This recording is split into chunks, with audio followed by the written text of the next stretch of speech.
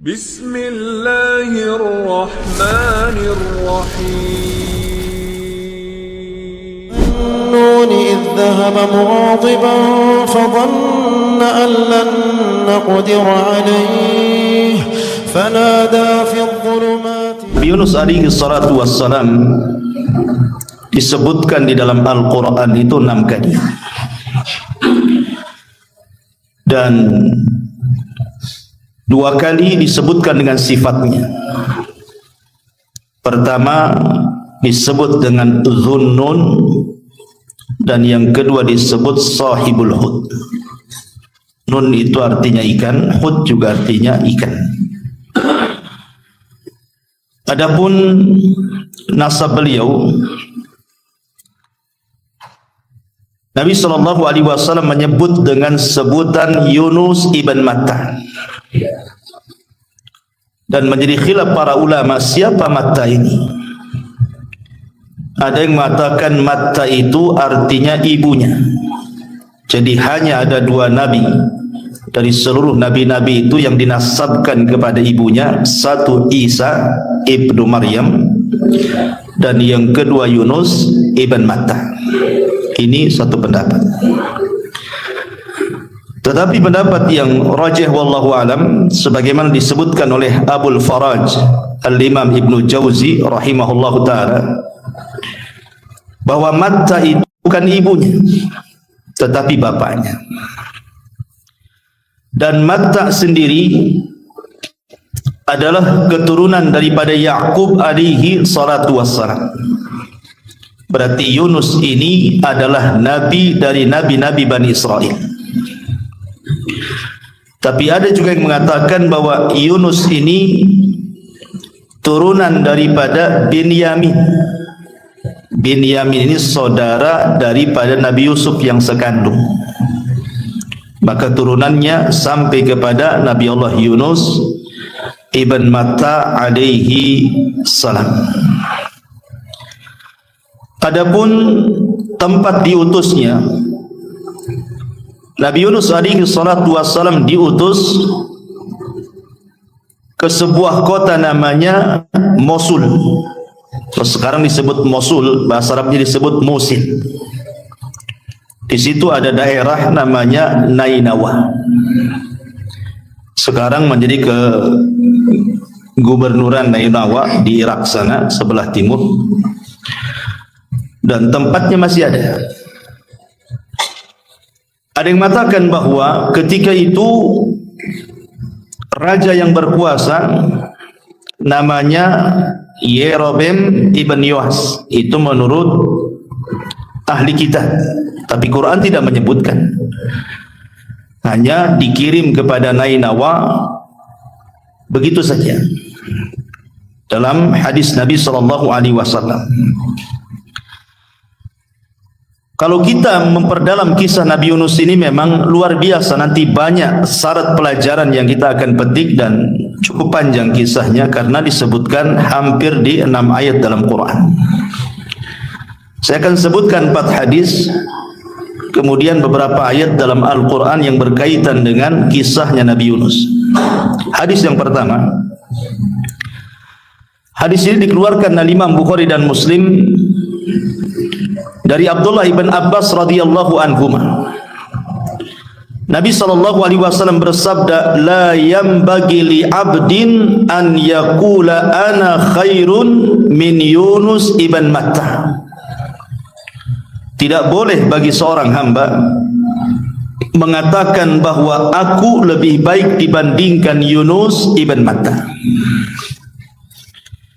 Bahkan dalam riwayat Abu Hurairah yang disahihkan oleh Syekh Nasiruddin Al-Albani rahimahullahu taala, Rasul mengatakan, ana man qala ana khairun min Yunus ibn Matta faqad kadzab. Barang siapa yang mengatakan saya lebih baik dibandingkan Yunus, maka dustakan kata-katanya. Sebagian para ulama ketika memahami 2 hadis ini, bukan berarti kemudian Yunus lebih tinggi derajatnya atau lebih mulia dibandingkan Rasul, tidak. Boleh jadi kata para ulama, Nabi SAW mengatakan seperti ini karena belum tahu bahwa dia adalah afdalul anbiya, bahwa dia adalah seutama-utamanya Nabi, maka dia mengatakan seperti itu. Itu satu pendapat. Yang kedua, boleh jadi Rasul SAW mengatakan seperti itu karena tawadhu, karena Nabi SAW merendah dirikan dirinya dan tidak takabur, tidak sombong. Sebagaimana hadis Rasul mengatakan, ana sayyidu waladi ibni Adam yaumal qiyamah wala fakhr. Saya adalah pemimpin bagi seluruh anak-anak Adam dan saya tidak sombong. Artinya mengatakan seperti ini bukan dalam bentuk kesombongan, tetapi karena tawadhu dari sifat-sifat Rasul. Jadi Rasul ketika mengatakan, siapa yang mengatakan saya lebih baik dibandingkan Yunus, dustakan kata-katanya. Ini adalah perkataan bentuk tawadhu'nya Nabi sallallahu alaihi wasallam. Karena kenyataannya tentu Rasul jauh lebih mulia dibandingkan Nabi Yunus. Ya. Karena beliau adalah ulul azmi, sayyidul anbiya wal mursalin. Adapun hadis yang masyhur yang nomor 2 yang sering didengar, la tufaddiluni ala Yunus ibn Matta, jangan kalian utamakan aku di atas Yunus ibn Matta. Hadis ini dikatakan oleh para ulama la asla lahu, tidak ada asalnya dalam lafaz seperti ini. Tetapi yang betul, yang rajih, yang sahih adalah hadis pertama yang saya tadi baca. Kemudian yang ketiga, disebutkan dalam musnad antara Utsman sedang duduk di masjid Muhammad. Kemudian Sa'd bin Abi Waqqas mengucapkan salam, Assalamualaikum ya Utsman. Tapi Utsman tidak jawab. Assalamualaikum ya Utsman. Utsman tidak jawab. Assalamualaikum ya Utsman. Utsman pun tidak jawab. Akhirnya Sa'd bin Abi Waqqas marah, karena menjawab salam itu hukumnya wajib. Dan Rasul pernah mengatakan bahwa salah satu sebab orang itu akan tertanam saling cinta di antara kaum muslimin itu dengan afsyus salam, menyebarkan salam. Artinya ketika kita mengucapkan salam kok tidak dijawab, berarti ada masalah tuh. Ada apa dengan saya? Begitu maksudnya. Makanya kemudian Sa'd bin Abi Waqqas akhirnya melapor kepada Umar ibn al-Khattab radhiyallahu anhu bahwa dia tadi ketemu Utsman mengucapkan salam tak mau jawab.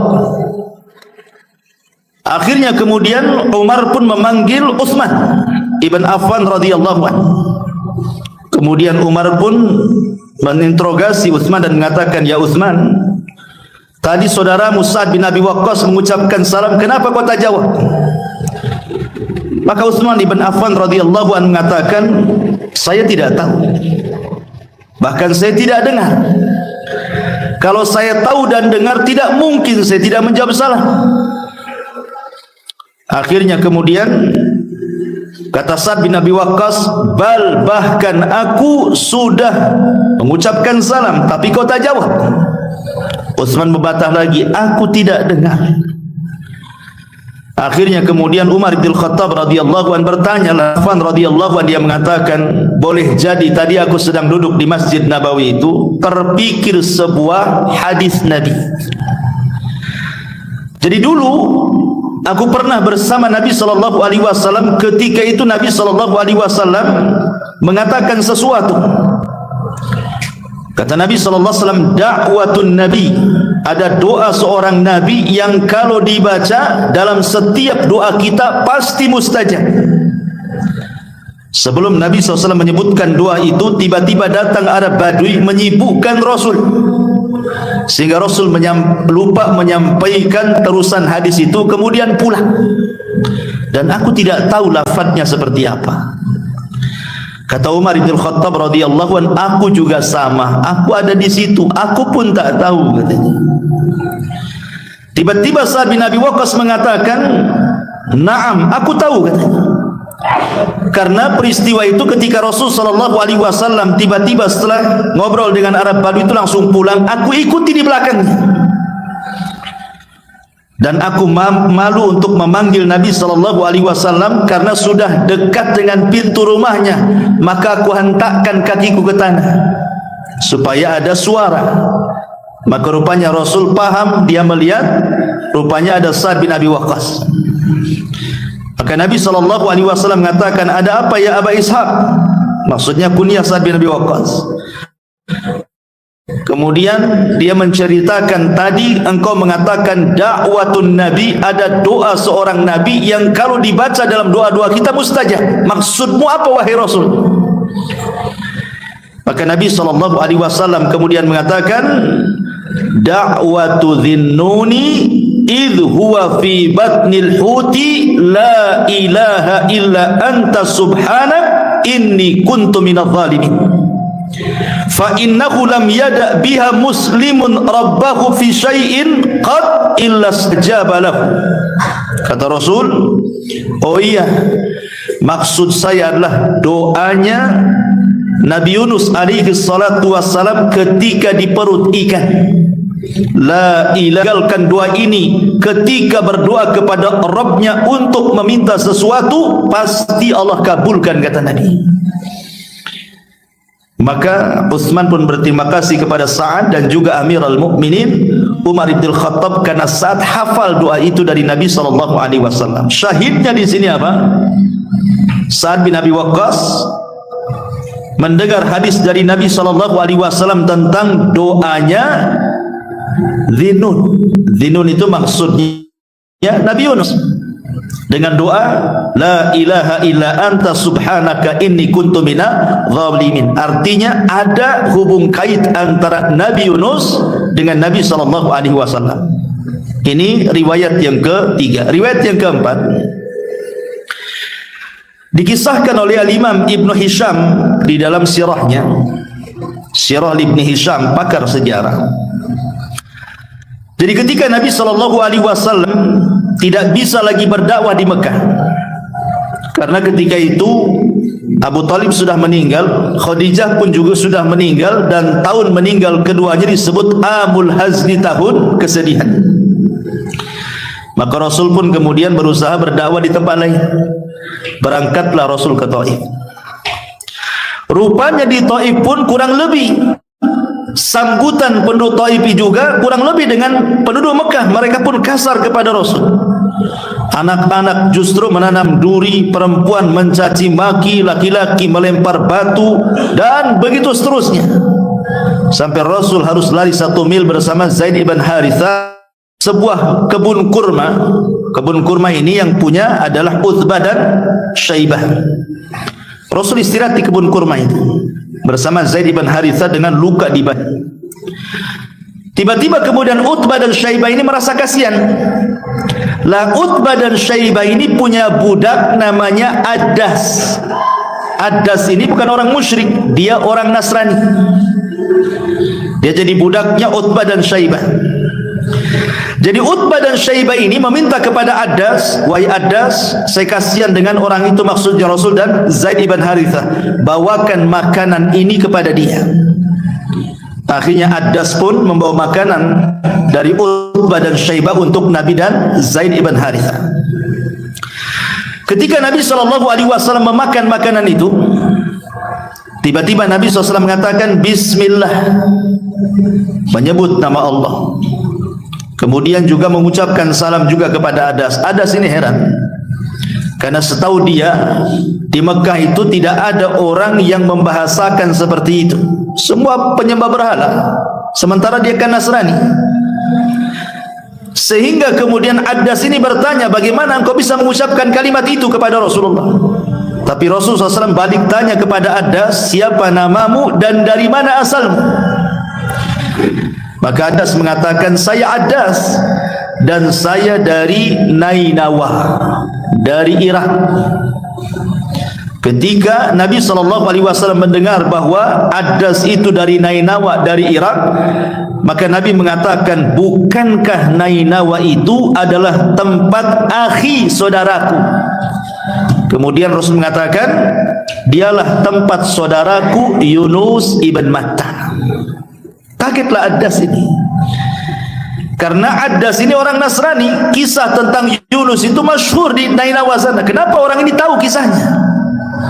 Kemudian Rasul menceritakan tentang Nabi Allah Yunus alaihi salatu wassalam di hadapan Adas. Makin takjub lagi Adas. Kemudian Adas mengatakan, kok kamu tahu kisah itu wahai Tuan? Maka Rasul mengatakan, ya, karena saya Nabi dan Yunus ibn Matta saudaraku juga Nabi. Tiba-tiba Adas kemudian memeluk Rasul, mencium kening dan hampir mencium kaki Nabi SAW. Utbah dan Syaibah dari kejauhan khawatir, kok bisa baru ketemu kok kepengaruh gitu ya. Jadi panggillah kemudian Adas ini, kemari. Kemudian kata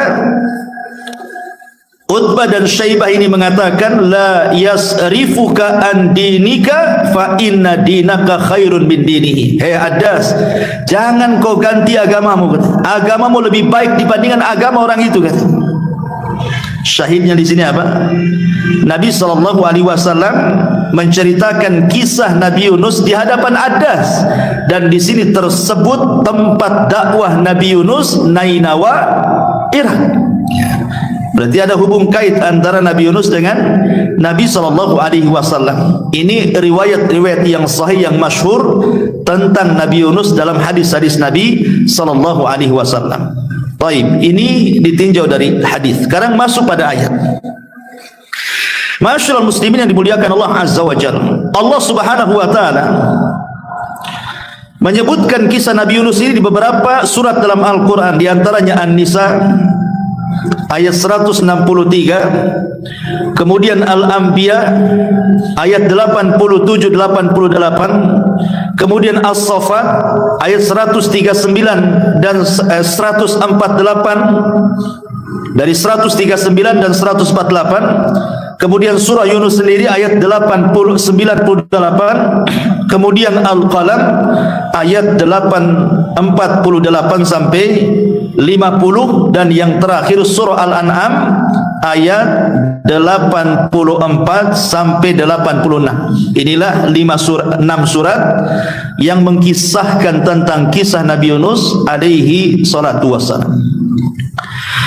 Pertama surah An-Nisa ayat 163. Allah Subhanahu wa taala mengatakan, inna auhayna ilaika kama auhayna ila Nuhin wan nabiyina min ba'di wa auhayna ila Ibrahim wa Ismail wa Ishaq wa Yaqub wal asbat wa Isa wa Ayyub wa Yunus wa Harun wa Sulaimana wa ataina Dawuda zabura.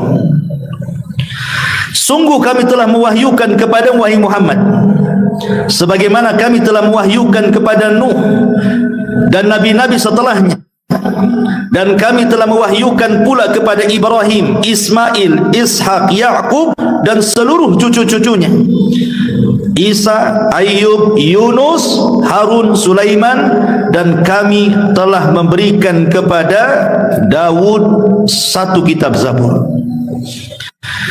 Perhatikan dalam surah An-Nisa 163 ini, Nabi Yunus alaihi salatu wassalam disebut satu nafas dengan nabi-nabi Bani Israel. Dan saya sudah katakan di mukaddimah, dari sini kita tahu bahwa Nabi Yunus itu satu di antara nabi-nabi Bani Israel. Ini syahid daripada An-Nisa 163. Kemudian juga disebutkan di dalam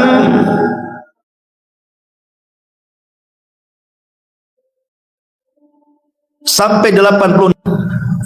Wa wahabna lahu Ishaq wa Yaquba kullan hadaina wa Nuhan hadaina min qablu wa min dzurriyyatihi Dawud wa Sulaiman wa Ayyub wa Yusuf wa Musa wa Harun wa kadzalika nazil muhsinin wa Zakaria wa Yahya wa Isa wa Ilyasa kullun minas salihin wa Ismaila wal Yasa'a wa Yunusa wa Lutan wa kullan faddalna 'alal alamin.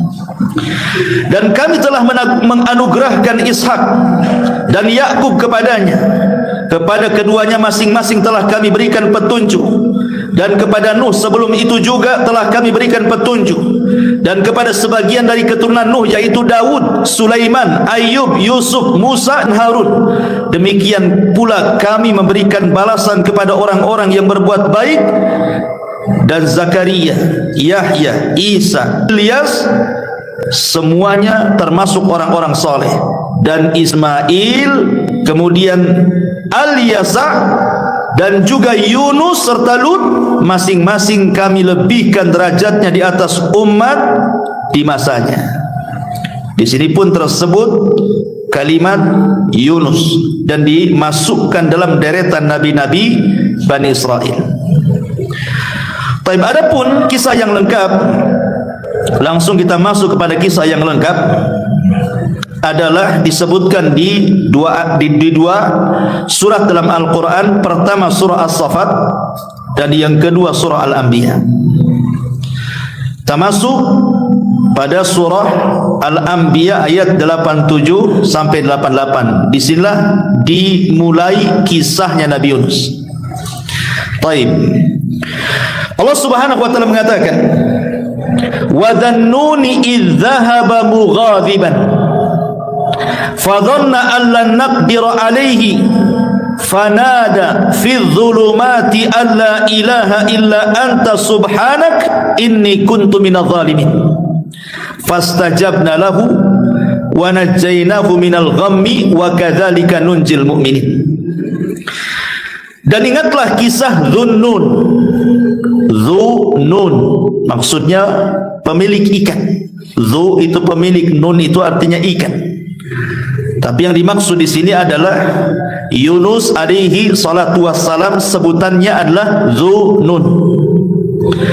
Ketika dia pergi dalam keadaan marah, lalu dia menyangka bahwa kami tidak akan menyulitkan kehidupannya, maka dia berdoa dalam keadaan yang sangat gelap, tidak ada Tuhan selain Engkau, Maha Suci Engkau, sungguh aku termasuk orang-orang yang zalim. Maka kami kabulkan doanya dan kami selamatkan dia dari kedukaan, dan demikianlah kami menyelamatkan orang-orang yang beriman. Kemudian lanjutannya dalam surah As-Saffat, wa inna Yunusa laminal mursalin idh abaqa ilal fulqil mashhun fasahama fakana minal mudhadin faltaqamahul hud wa huwa mulim falaula annahu kana minal musabbihina lalabitha fi batnihi ila yaumi yub'atsun fanabadnahu bil ara wa huwa sakin wa ambatna alaihi syajaratan min yaqtin wa arsalnahu ila mi'ati alfin aw yazidun fa amanu famatta'nahum ilahin.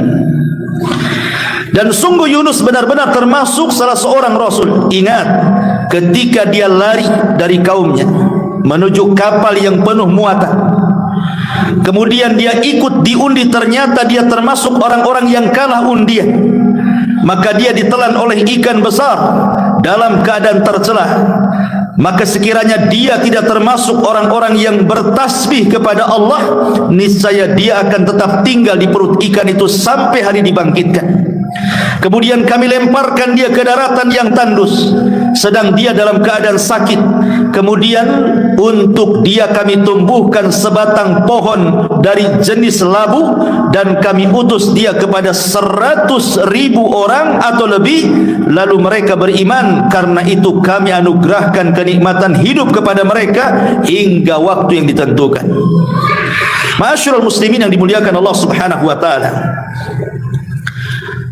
kita tahu bahwa Nabi Yunus alaihi salatu wassalam, dari ayat-ayat dan hadis-hadis yang kita baca tadi, Nabi Yunus diutus ke kaum yang disebut dengan Nainawa. Di mana Nainawa? Di Musil. Di mana Musil? Di Irak. Berapa jumlah kaum yang diutus Allah Yunus kepada mereka? Allah mengatakan 100.000 lebih. Itu jumlah kaumnya Nabi Yunus alaihi salatu wassalam, mi'atu alfin aw yazidun, 100.000 atau lebih dari itu. Ada orang yang kemudian hendak membuat syubhat dalam Quran dan mengatakan, masa Allah tidak tahu jumlah umatnya Nabi Yunus sehingga kesannya Allah mengira-ngira? Kenapa Allah tidak mengatakan 100.000 20 atau 100.000 30, kan jelas gitu. Ini kalimatnya 100.000 atau lebih. Lah lebihnya berapa? Masa Allah tidak tahu katanya? Kita katakan bahwa ini hendak membuat syubhat dalam Quran. Kalimat au di sini ada dua penafsiran para ulama. Segi pandangan orang melihat ketika kerumunan orang, kan tidak bisa dipastikan. Oh, kira-kira sekian. Ini satu penafsiran. Penafsiran yang kedua, maksud au di sini artinya bal. Bal itu artinya bahkan dalam bahasa kitanya. Jadi 100.000 bahkan lebih, gitu maksudnya.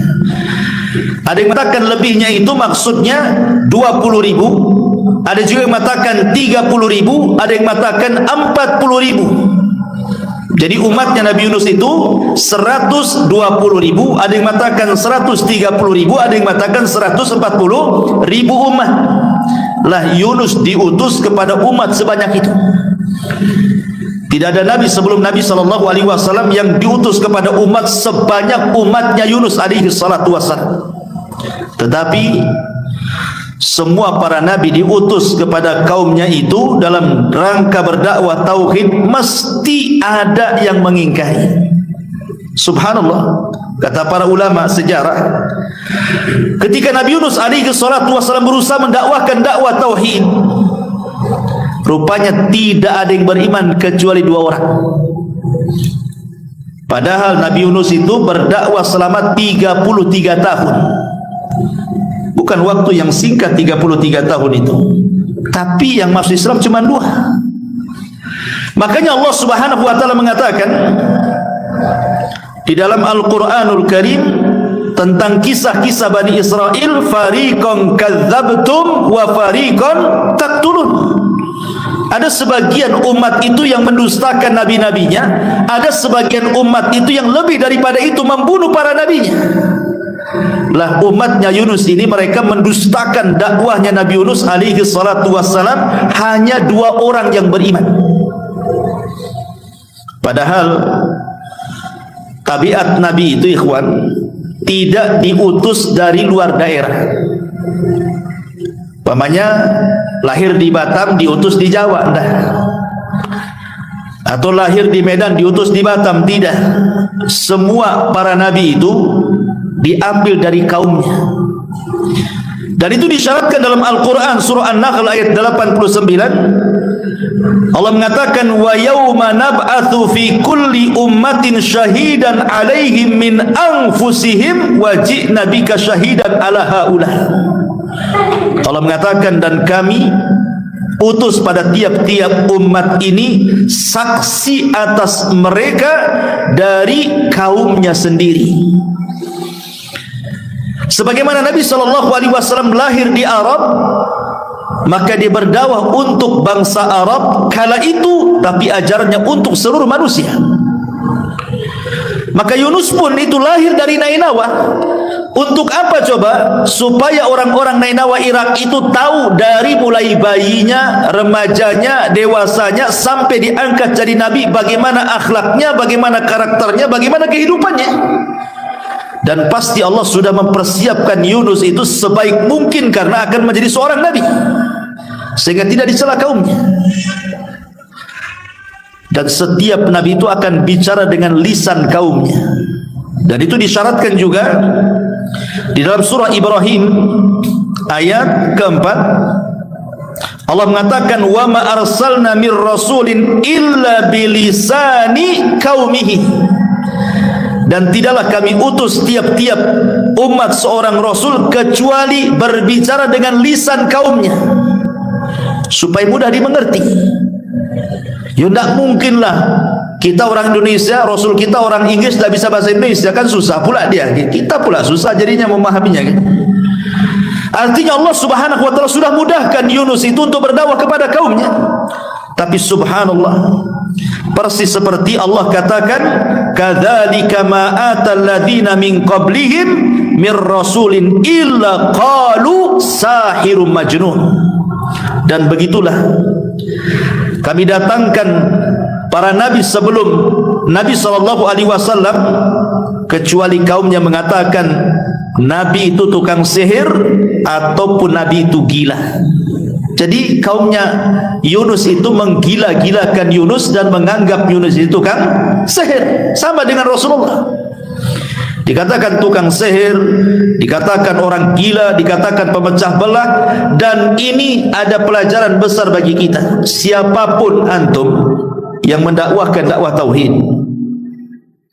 maka sunnatud dakwah itu pasti ada orang yang akan memusuhi antum. Pasti ada. Siapapun yang berdakwah tauhid, pasti ada yang akan memusuhi antum. Sebagaimana para nabi dan rasul mendakwahkan dakwah tauhid, dimusuhi kaumnya. Karena itu sunnatul dakwah. Ya. Ma'asyiral muslimin yang dimuliakan Allah Azza wa Jalla, Yunus itu didustakan oleh kaumnya, hanya 2 orang yang beriman. Sebab itulah maka Nabi Allah Yunus alaihi salatu wassalam marah kepada kaumnya. Sudah 33 tahun berdakwah, tidak ada juga yang beriman. Akhirnya Yunus pun mengancam kaumnya, karena kalian sudah tidak mau beriman kepada Allah, kupastikan dalam 3 hari ini azab Allah akan menimpa kalian. Akhirnya kaumnya cuek-cuek saja, gak peduli dengan Nabi. Hari pertama tak pun nampak tuh tanda-tanda ada azab itu. Hari kedua juga sama, tak ada tanda-tandanya. Nabi Yunus alaihi salatu wassalam akhirnya takut lebih didustakan kaumnya. Kalau setelah 3 hari juga tidak kunjung ada, tentu orang makin mendustakan dirinya. Maka dia pergi dari Nainawa. Rupanya ketika Yunus pergi itu hari ketiga, Allah subhanahu wa ta'ala memperlihatkan azabnya kepada penduduk Nainawa dengan dikirim awan hitam yang siap menggulung mereka. Dari situlah kemudian tokoh-tokohnya, raja yang berkuasa dan juga tokoh-tokohnya, mereka baru sadar bahwa selama ini kita sia-siakan Nabi di tengah-tengah kita. Kita tidak beriman kepada dia sampai dia pergi. Dan sekarang Allah tunjukkan azab itu sudah ada tanda-tandanya.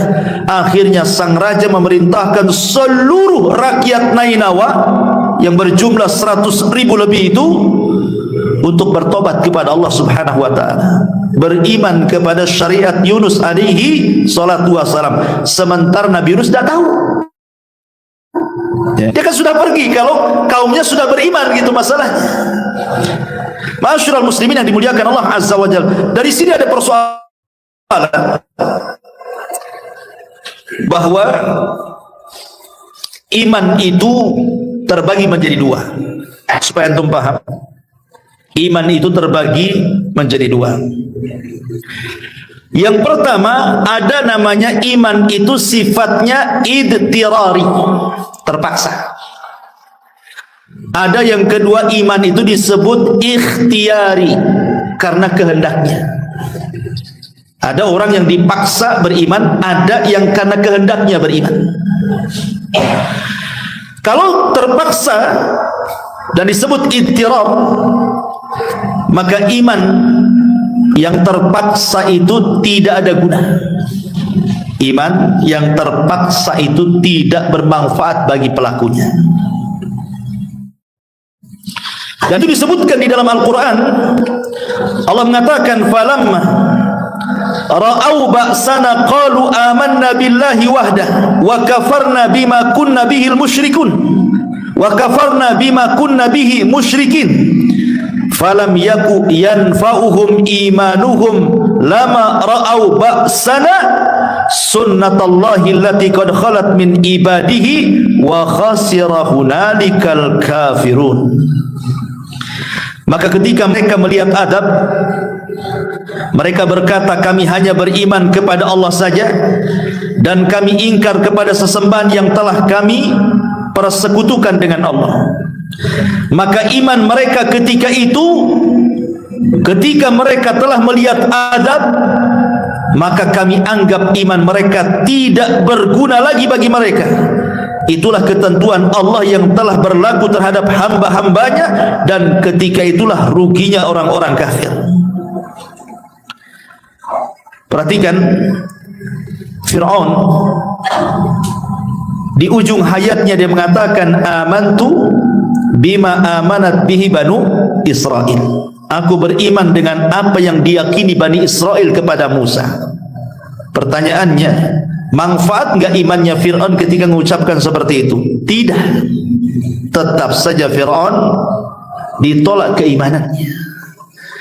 Makanya dalam Islam itu kalau kita cerita taubat, dalam Islam sendiri mengatakan bahwa taubat itu akan diterima kalau seandainya ada dua perkara.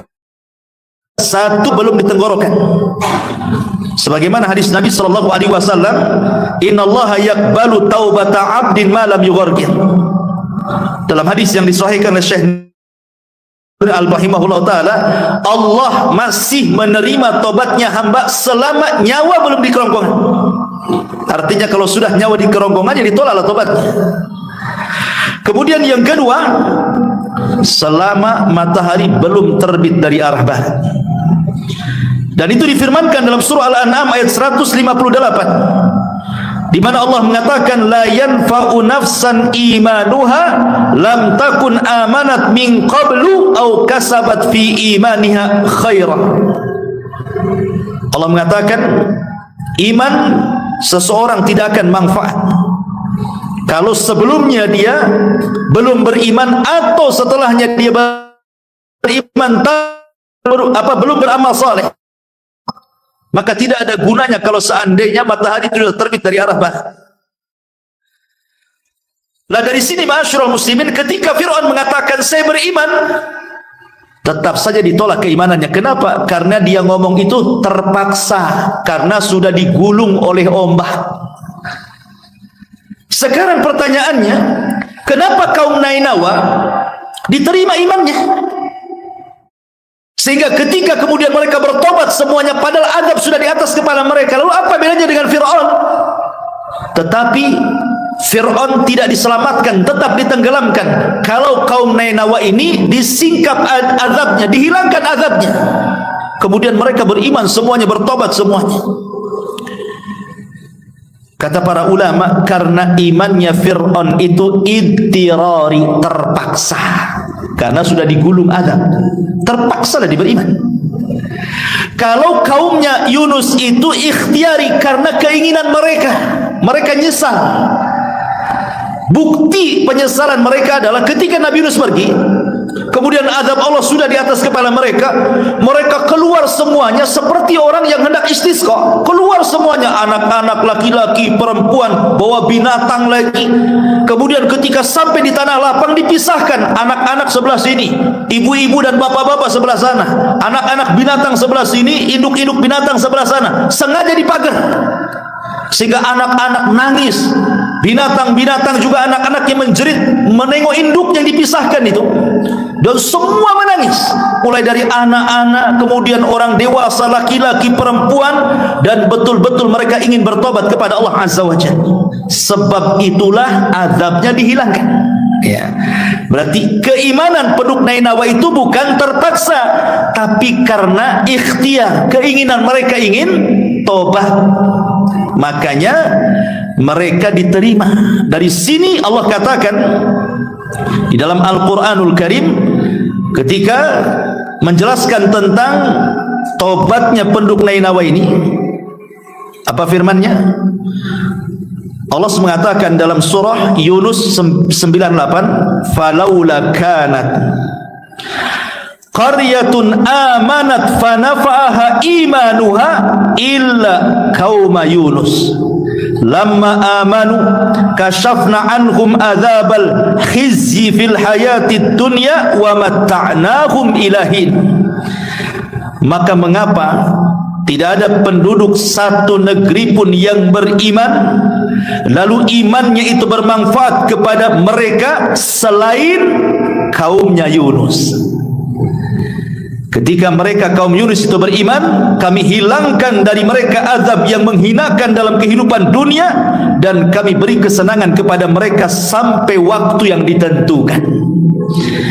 Akhirnya semua kaum Nainawa yang 100.000 lebihnya bisa 20.000, 30.000, 40.000, semua beriman.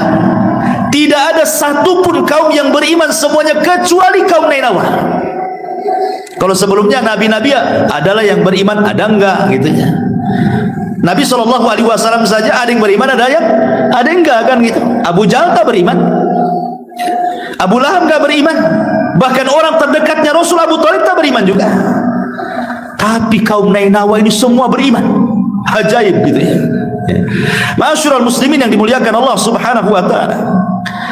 Ketika mereka beriman itu, Nabi Yunus tidak tahu. Karena dia sudah pergi masalahnya. Pergi dalam posisi marah dia. Makanya tadi Allah Subhanahu wa taala katakan wa dzannun, dan Nabi Yunus alaihi salatu wassalam, Dhunnun itu idzahaba mughadiban. Dia pergi dalam kondisi marah.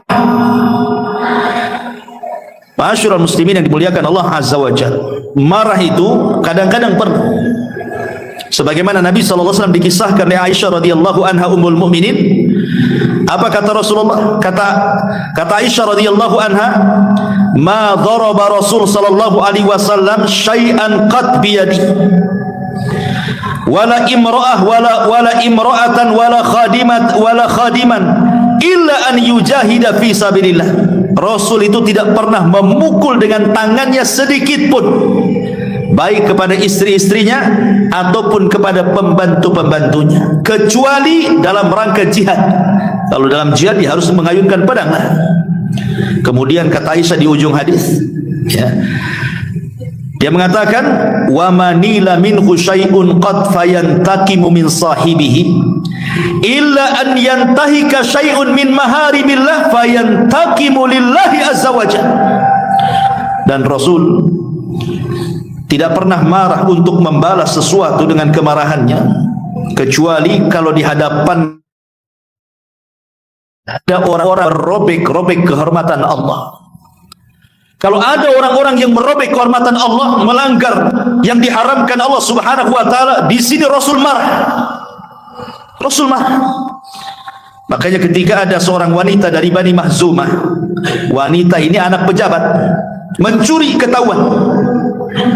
Kemudian orang-orang dari Bani Mahzum mengatakan, cobalah seseorang datang kepada Rasul, janganlah dia kan wanita mulia, anak pejabat, masa mau dihukum dipotong tangan, kasihanlah dia.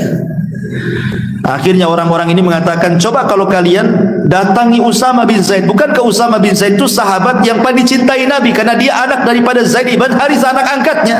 Coba lobi dia, mudah-mudahan berhasil agar Rasul tidak menghukum wanita pejabat dari Bani Mahzumah itu. Maka kemudian Usama datang kepada Rasul, menceritakan bahwa dia diutus oleh Bani Mahzum supaya Rasul jangan menghukum wanita yang mencuri itu, karena wanita itu anak pejabat. Maka Nabi SAW marah dan mengatakan, innama ahlakal ladhina qablakum annahum kanu idha saraka fihimus syarib taraku wa idha saraka fihimudh dhaif aqamu alaihi al-had wa aimullah law Fatimah binta Muhammadin sarakat laqata'tu yadaha, kata Rasul. Kata Nabi SAW, enak saja hancurnya umat sebelum kalian, kata Rasul, apabila pencurinya orang-orang mulia, kalian tinggalkan hukumannya. Apabila pencurinya orang-orang lemah, kalian pula tegakkan hukumannya. Demi Allah, kalau seandainya Fatimah putri Muhammad mencuri, ku potong sendiri tangannya. Bisa. Marah itu penting kalau dalam masalah melihat kemungkaran, ikhwan. Maka Nabi Yunus itu marah gitu. Sudah didakwai selama 33 tahun, tidak pula beriman kepadanya. Sudah diancam-ancam azab, tidak pula beriman kepadanya. Makanya dia pergi dalam kondisi marah. Rupanya Yunus tidak tahu kalau kaumnya sudah beriman, itu masalahnya. Akhirnya Allah Subhanahu wa taala menguji Yunus alaihi salatu wassalam. Kenapa? Karena dia belum diizinkan pergi dari kaumnya, dia berijtihad sendiri keluar hijrah dari kaumnya. Beda dengan Lut alaihi salam. Kenapa dia meninggalkan Sodom kemudian hijrah ke Palestina? Karena Allah Subhanahu wa taala sudah mengutus 3 malaikat memberitahu kaum Lut dan memberitahu Nabi Lut bahwa nisungguh akan datang azab kepada kaummu, kau pergi. Berarti Nabi Lut diizinkan kan? Makanya dia pergi. Setelah pergi datanglah azab oleh Allah Subhanahu wa taala lewat malaikat Jibril dengan satu sayapnya. Diangkatnya kaum Sodom ke langit, kemudian dihujani meteor, kemudian ditumpahkan lagi ke bumi dan sekarang jadi laut mati. Lut keluar hijrah karena ada izin. Ya. Nabi Ibrahim alaihi salatu wassalam berdakwah kepada Namrud di Irak. Dia tidak bisa lagi mendakwahi mereka. Dan Allah sudah izinkan untuk hijrah, maka Ibrahim hijrah ke Syam, ke Palestina, kemudian ke Mesir, sampai ke Jazirah Arab. Termasuk Nabi Musa. Dia hijrah karena dia tidak bisa lagi untuk mendakwahi orang-orang Mesir di bawah kekuasaan Fir'aun dan membahayakan Bani Israel. Perintahkan Musa untuk hijrah dari Mesir ke mana? Ke Palestina. Jadi nabi-nabi ini diizinkan hijrah, makanya tidak diuji oleh Allah. Termasuk Nabi kita Muhammad SAW hijrah dari Mekah ke Madinah karena memang tidak bisa lagi berdakwah di Mekah. Makanya ketika dia mendatangi Abu Bakar Siddiq radhiyallahu anhu dan mengatakan, "Qad adina li bil hijrah ya Abu Bakrin." Abu Bakar, Allah sudah izinkan aku hijrah. Kata Abu Bakar, "As-suhbatu suhbatu Rasul." Bolehkah aku menjadi temanmu hijrahmu, menjadi teman hijrahmu? Kata Rasul, "As-suhbatu suhbatu ya Abu Bakrin." Boleh kau jadi temanku. Maka Rasul pun setelah dapat izin Allah keluar dari Mekah hijrah ke Madinah. Lah Nabi Yunus ini belum ada izin. Dia main keluar gitu saja. Makanya kemudian Allah Subhanahu wa taala menguji Nabi Yunus alaihi salatu wassalam. Akhirnya Nabi Yunus alaihi salatu wassalam pun diuji dengan ujian yang cukup berat oleh Allah Subhanahu wa taala ketika dia meninggalkan kaumnya dan hendak menyeberang lautan. Maka dia melihat ada kapal penuh dengan muatan dan penuh dengan penumpang juga. Akhirnya Nabi Yunus alaihi salatu wassalam naiklah ke kapal tersebut. Naik ke kapal tersebut. Kemudian mengambil tempat duduk di ujung. Ya, karena penuh barang, penuh orang. Ketika datang waktu salat, Nabi Yunus salat di situ dan orang-orang memperhatikan, menunjukkan bahwa ini orang mulia, ibadah sendiri di atas kapal. Ya. Tiba-tiba ma'asyiral muslimin yang dimuliakan Allah Subhanahu wa taala, ketika kapal ini sudah mulai berjalan ke tengah lautan, ada yang mengatakan tiba-tiba ada ikan paus atau ikan besar yang hendak menyerang perahu. Satu pendapat dari kalangan ahli tafsir, nggak ada dalilnya. Ya, ini kan pendapat saja. Ada juga yang mengatakan tiba-tiba datang petir sehingga menggoyang kapalnya. Kapal penuh dengan muat, bisa saja dia robohkan begitu.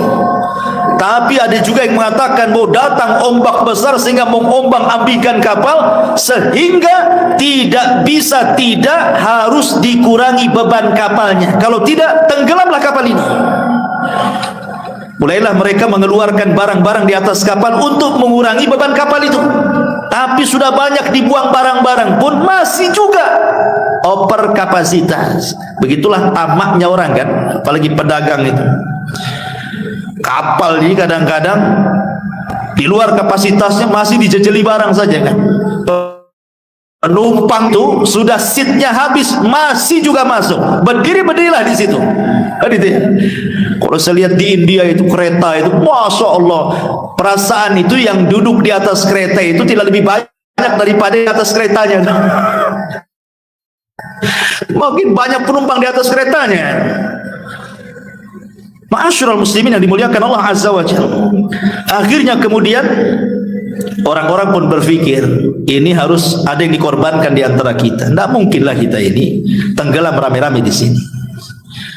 Kemudian dimintai kesepakatan semua orang yang dalam kapal itu, bagaimana kalau kita buat undian qara? Akhirnya kemudian sepakat mau tidak mau yang terkena undian karena sudah kesepakatan harus loncat. Mulailah kemudian diundi satu persatu. Siapa? Bang Karim, loncat. Siapa lagi? Siapa lagi? Loncat. Terakhir pula nama Yunus keluar. Orang-orang sebagian tafsir mengatakan tidak mau Yunus itu meloncat. Kenapa? Karena ada orang yang tahu di kapal itu bahwa dia seorang nabi. Jangan dia, yang lain saja katanya. Atau ada juga yang berpendapat bahwa tidak ada yang tahu tetapi dia orang asing, tapi karena ketika dia masuk perahu dia sholat, berarti dia bukan orang jahat, dia orang baik-baik, orang mulia. Dan mereka sangat menghargai orang asing sehingga mereka mengatakan, oh jangan, ini kan bukan orang sini katanya, kita undi orang-orang kita saja katanya. Akhirnya diundi ulang, Yunus lagi keluar. Terpaksalah kemudian Nabi Yunus alaihi salatu wassalam harus keluar dari kapal itu.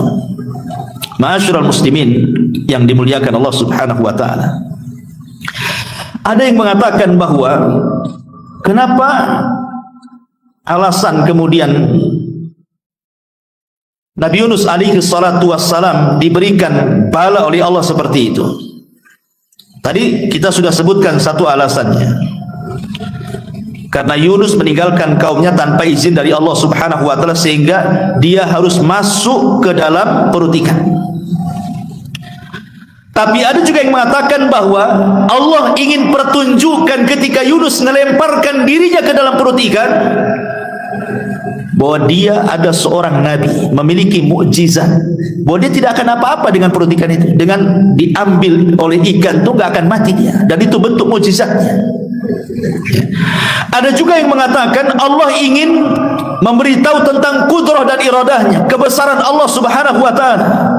Allah mampu mengutus ikan besar kemudian melahap Nabi Yunus, kemudian mengeluarkan kembali dan tidak ada cacat sedikit pun, tetap hidup dan sehat bugar gitu ya. Ada juga yang mengatakan Allah hendak mentarbiah Nabi Yunus supaya makin kokoh lagi dengan keimanannya sehingga harus diuji dulu. Dan ujiannya adalah dengan cara ditelan ikan tadi. Akhirnya kemudian ketika Nabi Yunus melemparkan dirinya dari perahu itu, rupanya Allah sudah siapkan ikan besar kemudian mencaplok Nabi Yunus. Tapi Allah katakan kepada ikan itu, ikan, kau tidak boleh memakan dagingnya dan tidak boleh merontokkan tulangnya, dan itu bukan rizkimu.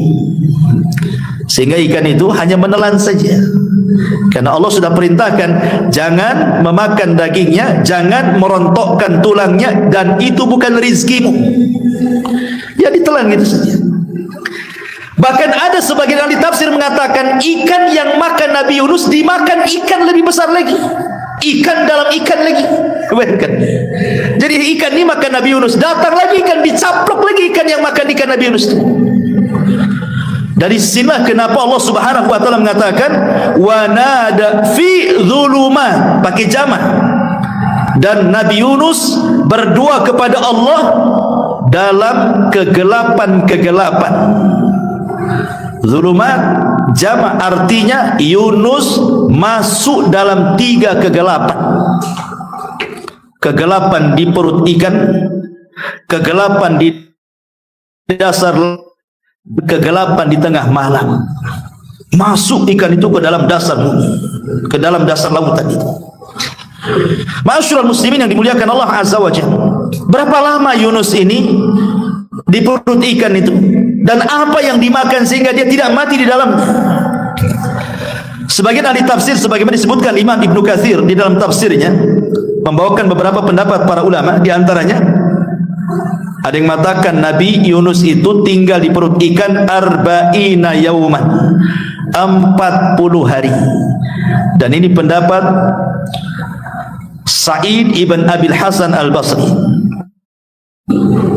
Kemudian yang kedua, ada juga yang mengatakan sab'ata ayamin wa qila thalathata ayam. Ada yang mengatakan tidak sampai 40 hari.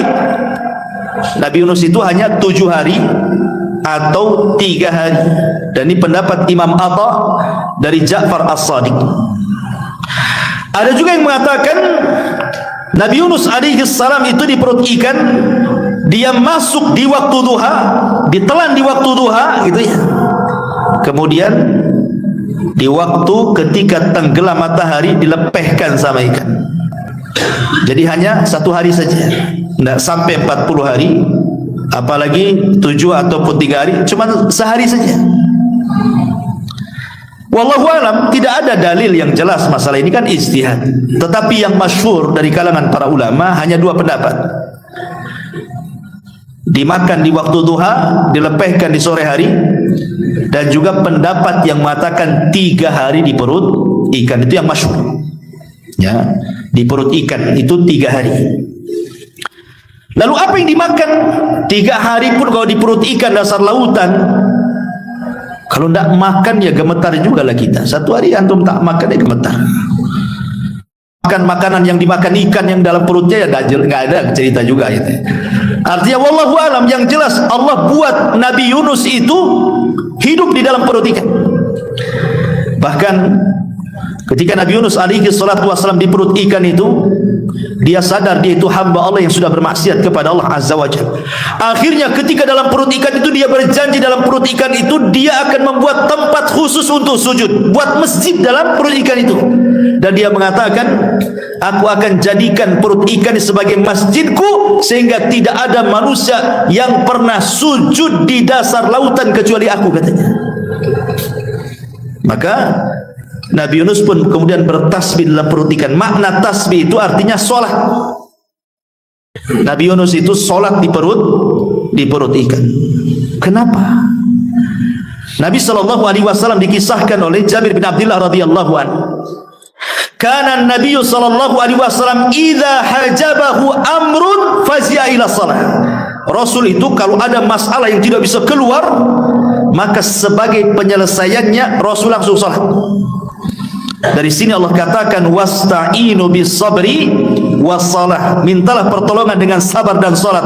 Artinya kalau antum ada masalah, dan semua kita pasti ada masalah, maka minta masalah ini diselesaikan oleh Allah Azza wa Jalla, karena dia yang mengirim masalah, dia yang akan mengurai masalah.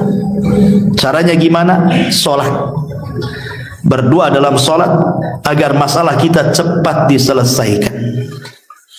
Itu yang dilakukan Nabi Yunus alaihi salatu wasallam dalam kegelapan. Maka Yunus alaihi salatu wasallam di dalam 3 kegelapan itu, dia berusaha meminta pertolongan kepada Allah Azza wa Jalla dengan cara apa?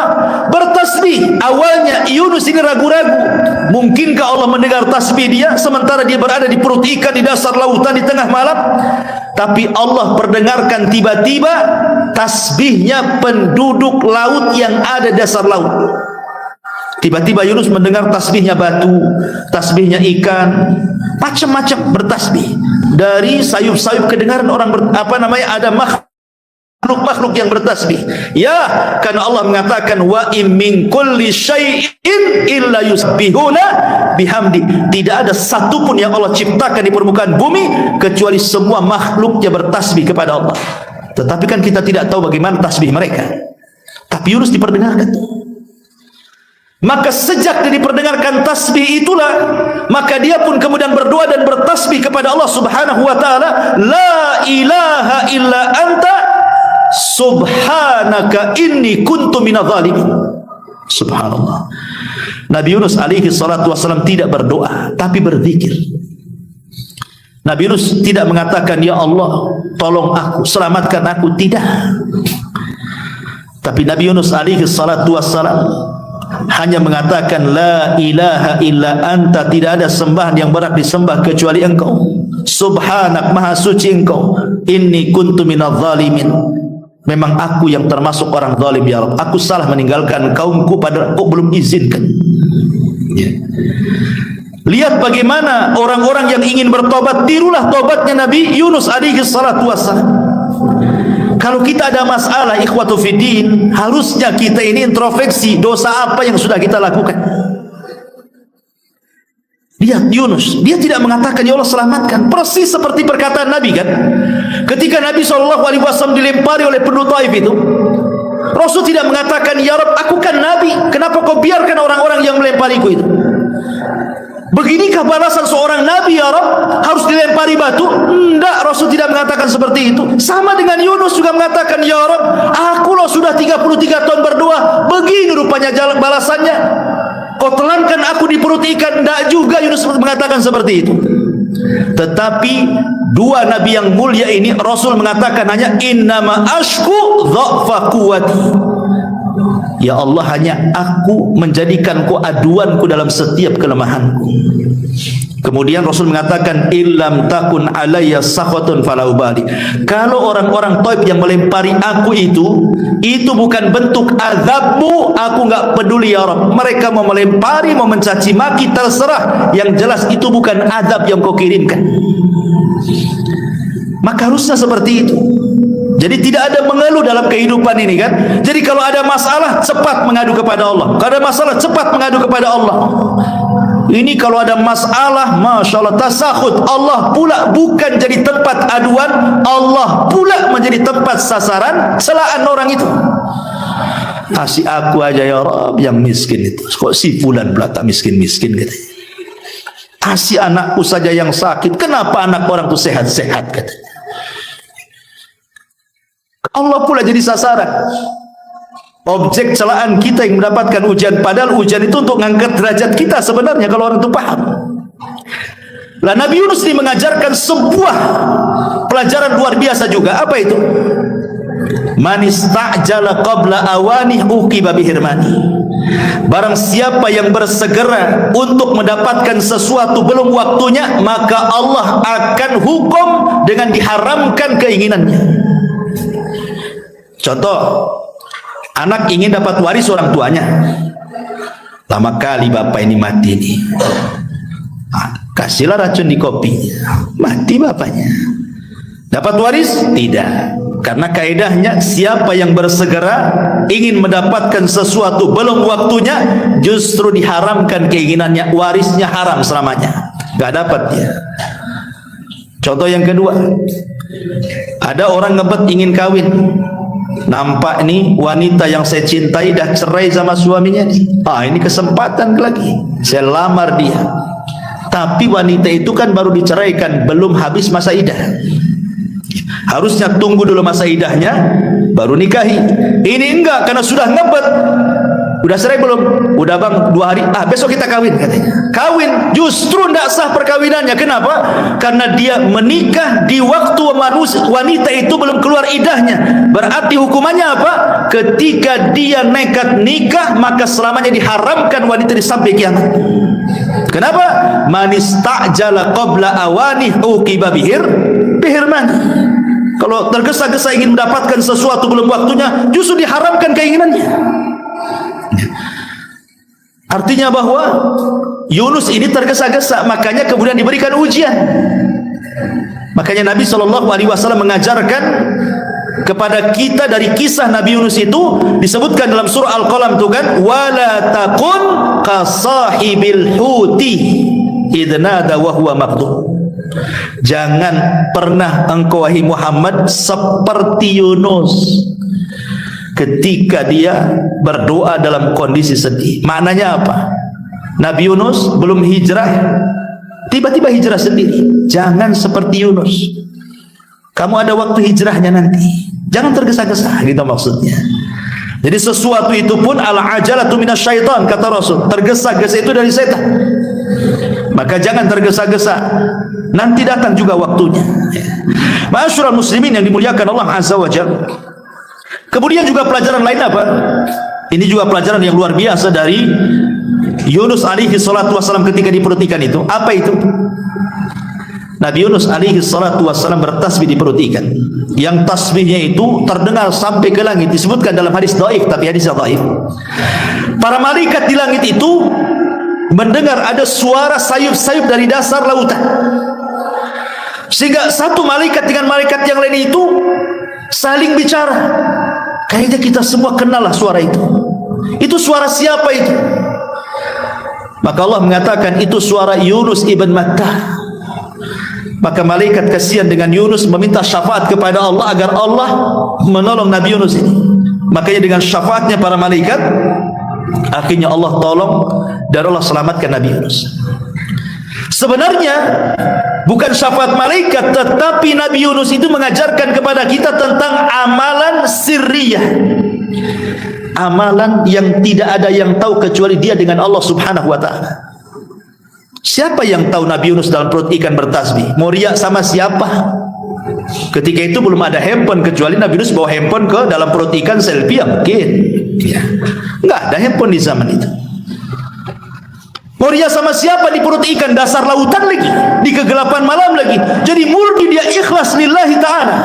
Dia sujud bertasbih, la ilaha illa anta subhanaka inni kuntu minadh dhalimin. Kata para ulama, di antara manfaat amalus sir, amal yang tidak terang-terangan, yang tahu hanya kita dengan Allah saja, salah satunya adalah daf'ul bala, bahwa Allah subhanahu wa ta'ala akan mencegah adanya bahaya yang akan menimpa kita, dan kita bisa keluar dari bahaya itu. Contohnya apa? Seperti kisah Ashabul Ghar. 3 orang yang masuk ke dalam gua, tiba-tiba batu datang menutup pintu gua, tidak bisa keluar orang ini. Mereka mengatakan matilah kita di sini, katanya. Akhirnya 3-tiganya azam untuk bertawasul dengan amalus sir, amal-amal rahasia yang tahu hanya mereka dengan Allah saja, dengan birrul walidain, dengan sedekah dan amanah, dan dengan menjaga kehormatan. Tiba-tiba batu menggelinding dan mereka bisa keluar. Ya, sama dengan Nabi Yunus ini. Dia melakukan amalus sir di dalam perut ikan, akhirnya Allah selamatkan. Makanya pentinglah dalam hidup kita ini ada amalan-amalan yang tidak ada yang tahu kecuali Allah saja. Gunanya apa? Di saat kita lagi kesulitan, kita bertawasulah dengan amalan itu. Ya Rabb, dulu aku pernah sholat malam, gak ada yang tahu kecuali aku saja, dan aku ikhlas. Aku lagi susah nih ya Rabb, tolong. Kan enak ya. Tapi masalahnya, amalan mana di antara amalan kita yang tersembunyi, ikhwan? Semua tampak masalahnya. Sholat kalau bisa orang tahu, sedekah kalau bisa orang muji gitu ya, haji kalau bisa orang tahu, kemudian disebut Pak Haji, Bu Haji, dan begitu seterusnya. Kayaknya amalan kita ini maunya itu dibicarakan. Kembali bahwa setelah itu kemudian Nabi Yunus alaihi salatu terus bertasbih. Akhirnya Allah katakan, faltaqamahul hut wa huwa mulim falaula annahu kana minal musabbihin la labisa fi batnihi ila yaumi yub'atsun. Maka dia ditelan oleh ikan besar dalam keadaan tercela, maka sekiranya dia tidak termasuk orang-orang yang bertasbih kepada Allah, niscaya dia tidak akan pernah keluar dari perut ikan itu sampai kiamat dibangkitkan. Tapi karena dia seorang nabi yang bertasbih, maka Allah keluarkan dia dari perut ikan naik ke atas, dilepehkan Nabi Yunus. Di mana coba? Di tanah tandus. Di tanah tandus, nggak ada apa-apa di situ. Nggak ada pohon, nggak ada binatang, nggak ada makanan, nggak ada minuman. Padang tandus, padang pasir. Dilepehkan di situ. Ada yang mengatakan kondisi Yunus seperti bayi baru dilahirkan itu, lemas. Ya.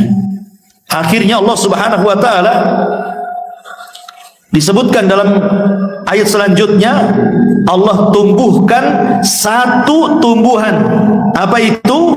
Fanabadnahu bil ara wa huwa faambatna alaihi syajaratan min yaqtin, dan kami tumbuhkan untuk dia sebatang pohon dari jenis labu.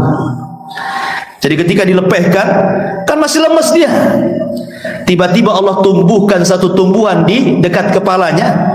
Kemudian tumbuhan itu menutupi wajahnya, menutupi badannya itu. Tiba-tiba cepat aja dia tumbuh, daunnya membesar, kemudian langsung berbuah. Enak tuh kalau kita punya biji labu, ya kan? Pagi tanam, sore panen. Tapi kan tak ada. Ya, ini kan cerita-cerita mukjizat, ya kan? Atau nanam pohon mangga, pagi tanam peloknya, besok pula ada panen. Mangga ajaib itu. Ya. Lah Yunus diletakkan pohon labu. Sedikit faedah labu kata para ulama. Labu ini ad-dawa wasyifa wal ghada. Buah-buahan sejenis labu itu dikatakan oleh para ulama dia adalah ad-dawa, bisa jadi obat. Asy-syifa bisa jadi stamina kesehatan, al-ghada bisa jadi makanan. Dan Nabi SAW sangat mencintai labu. Sebutkan dalam hadis, kana Nabi SAW yuhibbuhu wa yaqul innaha syajaratu akhi Yunus. Nabi itu suka makan labu dan dia katakan inilah makanan saudaraku Yunus. Bahkan Anas bin Malik radhiyallahu mengatakan, suatu ketika aku diundang makan bersama Nabi SAW. Tiba-tiba Rasul dalam makanan itu, dalam lauknya mencari-cari lauk labu. Dan Anas memperhatikan, rupanya Rasul suka labu. Sejak itulah kata Anas, aku disukakan labu karena Rasul suka dengan labu. Tak tahu antum suka labu atau enggak? Nabi suka. Kenapa? Ada yang mengatakan bahwa labu ini bermanfaat. Kalau di Arab sana, Rasul itu selalu mencampurkan makanan labu dengan kurma. Jadi makan bareng-bareng tuh, labu kurma langsung dimakan. Kenapa? Karena kurma itu membawa panas, labu itu membawa dingin. Jadi kalau makan kurma terus-terusan di musim panas, tensi darah naik. Tapi kalau makan labu terus-terusan di musim dingin, tensi darah merendah. Bisa darah rendah, datang penyakit darah rendah akhirnya. Ketika mencampurkan yang panas dan dingin, stabilah itu tekan darah itu. Itu dari segi kesehatan. Lah kenapa kemudian labu itu dikatakan oleh para ulama asy-syifa wad dawa wal ghada? Dia obat, stamina dan makanan. Itu pula yang ditumbuhkan di samping Nabi Yunus itu. Makan labu dia. Makanya setelah makan ada tenaga. Ketika itulah maka Nabi Yunus alaihi salatu wassalam pertama dia berjumpa dengan penggembala kambing. Kemudian dia cerita, akhirnya penggembala kambing ini menceritakan tentang kisah Nainawa, bahwa mereka sudah beriman semuanya. Senanglah Yunus. Maka Yunus pun kemudian kembali ke Nainawa, terus mengokohkan keimanan Nainawa yang jumlahnya 100.000, ada yang mengatakan 100.000 dan bahkan lebih-lebihnya bisa 20.000, 30.000, 40.000, semua beriman kepada Allah dan Allah berikan nikmat yang melimpah kepada kaum Nainawa kala itu. Sampai akhirnya Allah takdirkan Nabi Yunus meninggal dunia. Tetapi ya yang namanya kaum-kaum dulu diceritakan dalam Al-Quran, setelah meninggal nabinya sedikit demi sedikit mereka pun kufur kepada Allah Subhanahu wa ta'ala. Maka setelah mereka kufur, Allah utus lagi seorang nabi setelah Yunus alaihi salatu wassalam.